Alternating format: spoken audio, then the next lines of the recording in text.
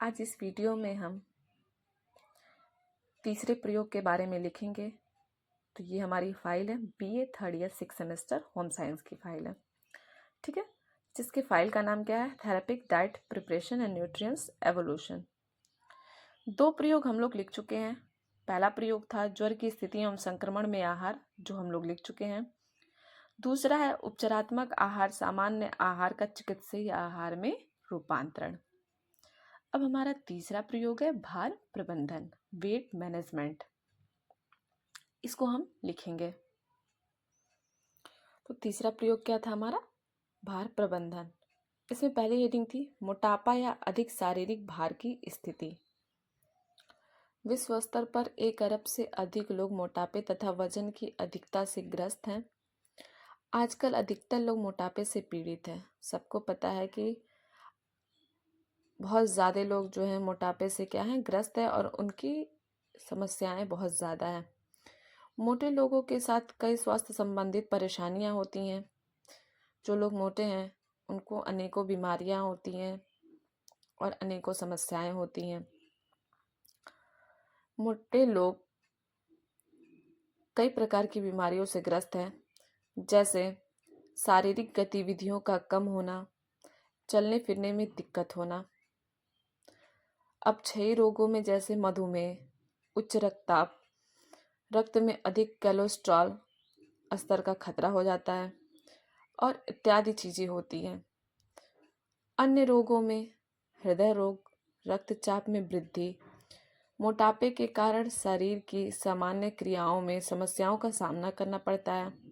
जैसा मैंने पहले ही बताया था कि चलने में, सीढ़ियाँ उतरने में, चढ़ने में आदि कठिनाइयाँ होती हैं।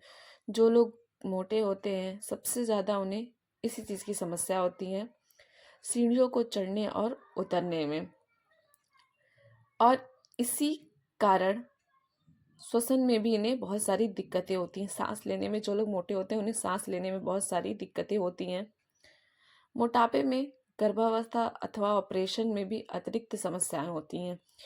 जो गर्भवती महिला होती हैं, अगर उनका शरीर भार अधिक है तो उन्हें बहुत सारी समस्याओं का सामना करना पड़ता है, क्योंकि उन्हें उठने बैठने में दिक्कत होती है, चलने फिरने में दिक्कत होती है। ऑपरेशन में भी सेम चीज़ होती है। अगर किसी व्यक्ति का ऑपरेशन हुआ है और उसका शारीरिक भार सामान्य भार से अधिक है तो उसे बहुत सारी समस्याओं का सामना करना पड़ता है। इसके बाद से अब हम मोटापे के कारण को जानेंगे, कौन कौन सा कारण होता है। तो पहला तो होता है अतिरिक्त कैलोरी का जमना, शरीर में अधिक कैलोरी का जमा होना। दूसरा क्या होता है, कार्यशीलता का अत्यधिक अभाव। अगर व्यक्ति मोटा है तो उसकी कार्यशीलता क्या होती है, कम हो जाती है। कार्य करने की क्षमता क्या होती है, कम हो जाती है। अब एक एक करके सारी चीज़ों को हम जानेंगे। पहला क्या है, आयु और लिंग। आयु और लिंग के आधार पर तो सामान्यतः मोटापा किसी भी अवस्था में स्त्री व पुरुष दोनों में सामान्य रूप से प्रचलित है ना। मोटापा ये देख के तो नहीं आता ना कि कौन स्त्री है और कौन पुरुष है। सबके लिए क्या है, सामान्य। किसी को भी ये नहीं कहा जा सकता कि ये स्त्री हैं ये मोटे नहीं हो सकते हैं, ये पुरुष हैं ये मोटे नहीं हो सकते हैं। सबके लिए क्या है, ये सामान्यता है। किंतु मध्यम वर्ग की आयु में लगभग 30 से 50 सर्वाधिक रूप में प्रचलित है।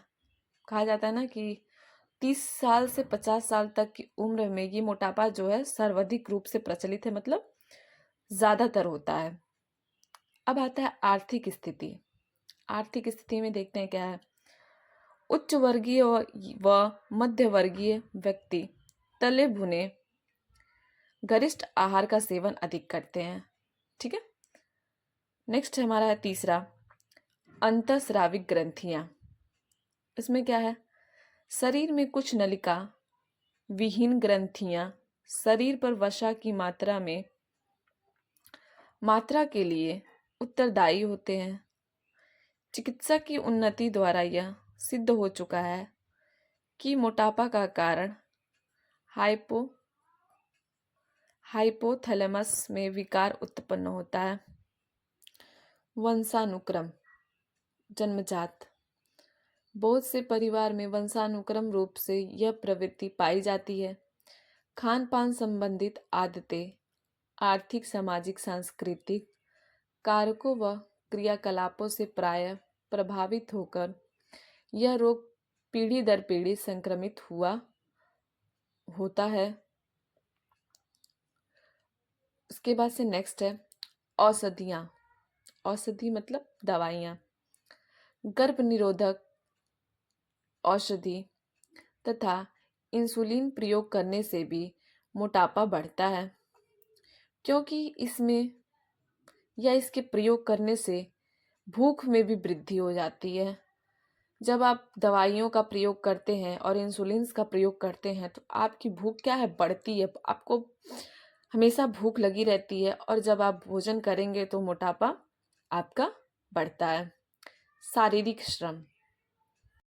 शारीरिक श्रम में क्या है, आधुनिक युग में विज्ञान की उन्नति के कारण, ठीक है, सुख सुविधाओं में वृद्धि हो जाने के कारण हमें बहुत सारे आराम मिलते हैं। हम पहले लोग कपड़े को हाथ से धुलते थे, अब वॉशिंग मशीन का प्रयोग करते हैं, है ना। बहुत सारी ऐसी चीज़ें हो गई हैं जो हम अपने शरीर से करते थे तो हमारा शरीर क्या स्वस्थ रहता था। अब उन्हीं चीज़ों का प्रयोग नहीं करने की वजह से, शारीरिक क्रिया ना करने की वजह से हमारा शरीर क्या हो गया है, मोटापे का शिकार हो गया है। ठीक है, लोग अब शारीरिक श्रम कम करने लगे हैं जिसके कारण मोटापा अधिक होता है। ठीक है। सिगरेट पीना। सिगरेट पीना छोड़ देने के पश्चात भार बढ़ जाता है। अगर कोई व्यक्ति सिगरेट पी रहा है और अगर वो सिगरेट पीना छोड़ देता है तो उसके शरीर का भार क्या होता है, बढ़ जाता है, जिसका कारण अब भोजन की मात्रा में वृद्धि हो जाती है। क्यों? अगर वो सिगरेट पीना छोड़ देता है तो उसे भूख ज़्यादा लगती है, भार बढ़ जाता है। अगर कोई व्यक्ति सिगरेट पी रहा है और अगर वो सिगरेट पीना छोड़ देता है तो उसके शरीर का भार क्या होता है, बढ़ जाता है, जिसका कारण अब भोजन की मात्रा में वृद्धि हो जाती है। क्यों? अगर वो सिगरेट पीना छोड़ देता है तो उसे भूख ज़्यादा लगती है और भूख लगती है तो वो क्या करता है, भोजन ग्रहण करता है, और भोजन अगर ग्रहण करेगा तो शरीर का जो भार है वो बढ़ेगा ही। चयापचय ठीक से होना और ऑक्सीजन की अधिक मात्रा में उपयोगिता। ठीक है, अगर भोजन को आप अच्छी तरह से पचा ले रहे हैं तो ऑक्सीजन की मात्रा क्या होती है, आपके शरीर में अच्छी तरीके से होती है। मोटापे का प्रकार या इसको वर्गीकृत करेंगे। ठीक है, तो पहला है साधारण अथवा सरल मोटापा, मतलब नॉर्मल। जो व्यक्ति मतलब एवरेज में होते हैं, ना मोटे होते हैं ना पतले होते हैं, तो उन्हीं को क्या बोलते हैं, साधारण या सरल मोटापा। दूसरा क्या है, ग्रंथि संबंधित। ठीक है, कुछ लोग होते हैं जिनकी ग्रंथियां क्या होती हैं, मोटी होती हैं। ठीक है। तीसरा क्या है, बाह्य कारणों से होने वाला या एलिमेंट्री, जिसका कारण अत्यधिक भोजन ग्रहण करना होता है। ओके, आगे जानते हैं अधिक शारीरिक भार की माप। जिनका शारीरिक भार अधिक है उनका माप कैसे करते हैं। सामान्यतः व्यक्ति को देखकर उसके बढ़े हुए शरीर भार का अनुपात लगाया जा सकता है। आप किसी को भी, जो लोग बहुत मोटे हैं तो उनका बाहरी रूप से तो वो दिखते ही है ना कि वो मोटे हैं, तो उनको देख करके अनुमान लगाया जा सकता है कि कितने मोटे हैं या इनका अनुपात कितना हो सकता है।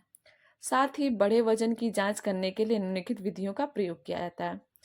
और बढ़ते हुए वजन का प्रयोग करने के लिए हमें कई प्रकार की विधियों का प्रयोग करना पड़ता है, जिनको हम एक एक करके अब जानेंगे।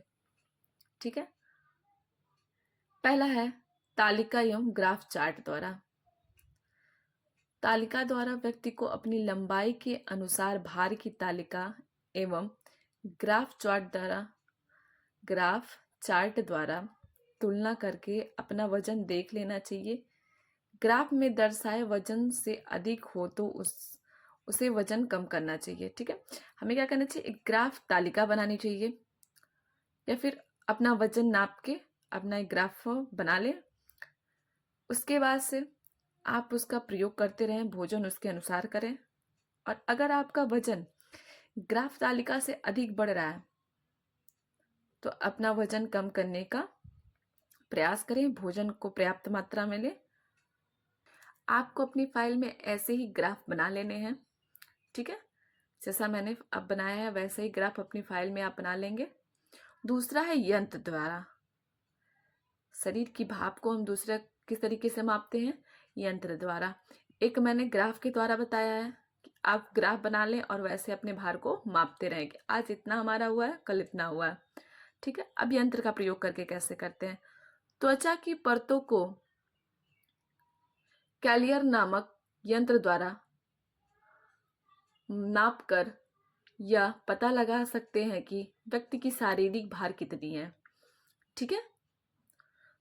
तीसरा हमारा है शरीर द्रव्यमान सूचकांक।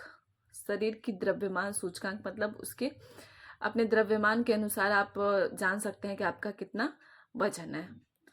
यह मोटापे का पता लगाने के लिए सबसे अधिक प्रयोग किए जाने वाला मापदंड है, ठीक है। ये क्या सबसे अधिक प्रयोग किया जाता है आपका शरीर का जो है माप करने के लिए? तो ये आपका फॉर्मूला लिखा हुआ है, body mass index, short form में BMI, ठीक है, बराबर वजन किलोमीटर ऊंचाई वर्ग मीटर, ठीक है। अब नेक्स्ट हेडिंग हम डालेंगे न्यून शारीरिक भार स्थिति। इसमें कई सारे पॉइंट मैंने लिखा है और आप लोग भी अपने फाइल में ऐसे ही पॉइंट वाइज ही लिखिएगा, ठीक है। भोज्य पदार्थों की पर्याप्त मात्रा में अभाव में शरीर की आवश्यकता अनुसार ऊर्जा की पूर्ति ना होने से अल्प भार हो सकता है, ठीक है। दूसरा है अशिक्षा और अज्ञानता के कारण भोज्य पदार्थों का गलत चुनाव भी अल्प भार को जन्म देने का कारण हो सकता है, ठीक है। तीसरा है अनियमित भोजन की आदतें, पारिवारिक भोजन संबंधित आदतें जैसे बहुत कम। इसको आप समझ लीजिए। अनियमित भोजन, अगर आप बिना समय के भोजन कर रहे हैं, कभी सुबह में, कभी शाम में, कभी दोपहर में, आपके भोजन करने का समय 3 होता है, एक सुबह, दोपहर और शाम, ठीक है। पारिवारिक भोजन संबंधित आदतें, ठीक है। पारिवारिक भोजन मतलब सबके साथ बैठ करके आप एक बार सुबह में भोजन कर नाश्ता करें, फिर दोपहर में भोजन करें, फिर शाम में, ठीक है। तो दिन भर भोजन करने से भी आपकी क्या होती है, शारीरिक भार जो है वो बढ़ते हैं। चौथा है आपका व्यक्तिगत आरोग्य उचित ना होने से भी इसका कारण हो सकता है। पांचवा है मधुमेह, क्षय रोग तथा गंभीर यकृति रोगों में भार से तीव्र कमी आ जाती है। छठवां है बार बार होने वाले संक्रमण की अल्प भारिता को जन्म देता है। ये सारे पॉइंट आप अपने फाइल में लिख लीजिएगा, ठीक है। उसके बाद से अब हम क्या करेंगे, पोषक तत्वों की आवश्यकताओं को जानेंगे कि कौन कौन से पोषक तत्व जो हैं वो आवश्यक है हमारे शरीर के लिए, ठीक है। पहला है कैलोरी, दूसरा है प्रोटीन, वसा, कार्बोहाइड्रेट, विटामिन एवं खनिज तत्व, तरल पदार्थ, देने योग्य तथा वर्जित पदार्थ और दवाइयाँ, ठीक है। ये सारी चीजें क्या है हमारे लिए पोषक तत्वों के लिए क्या है आवश्यक होती हैं। मैंने एक तालिका बनाई है जो आप अपनी फाइल में जरूर बना लीजिएगा, ठीक है। इसमें 3 कॉलम मैंने बनाया है, तरल पदार्थ, देने योग्य तथा वर्जित पदार्थ और दवाइयाँ, ठीक है। ये सारी चीजें क्या है हमारे लिए पोषक तत्वों के लिए क्या है आवश्यक होती हैं। मैंने एक तालिका बनाई है जो आप अपनी फाइल में जरूर बना लीजिएगा, ठीक है। इसमें 3 कॉलम मैंने बनाया है। पहले में लिखा है भोज्य पदार्थ, दूसरे में लिखा है शाकाहारी और तीसरे में लिखा है मांसाहारी, ठीक है। तो भोज्य पदार्थ हमारे कौन कौन से हैं? अनाज, दाल, दूध, मांस, अंडा, मेवे, वसा, शक्कर शक्कर एवं गुड़, फल, अन्य सब्जियां, ठीक है। आना शाकाहारी का अलग है और मांसाहारी का अलग है, ठीक है। शाकाहारी हमें कितना लेना चाहिए? अनाज में 300 से 400 ग्राम और मांसाहारी में भी 300 से 400 ग्राम। दाल 80 से 100 और सॉरी मांसाहारी में भी 80 से 100। दूध 800 से 1000 और मांसाहारी में 600 से 800 ग्राम। ठीक है। मांस कितना लेना चाहिए आपको? 50 ग्राम। अंडा 1 ग्राम। मेवे 100 से 150 ग्राम। मांसाहारी में भी आप 100 से 150 ग्राम ले सकते हैं। वसा 100 ग्राम। मांसाहारी में भी 100 ग्राम। शक्कर एवं गुड़ शाकाहारी में आप 100 ग्राम लेंगे और मांसाहारी में भी 100 ग्राम लेंगे। फल 200 से 300 ग्राम लेंगे और मांसाहारी में भी 200 से 300 ग्राम लेंगे।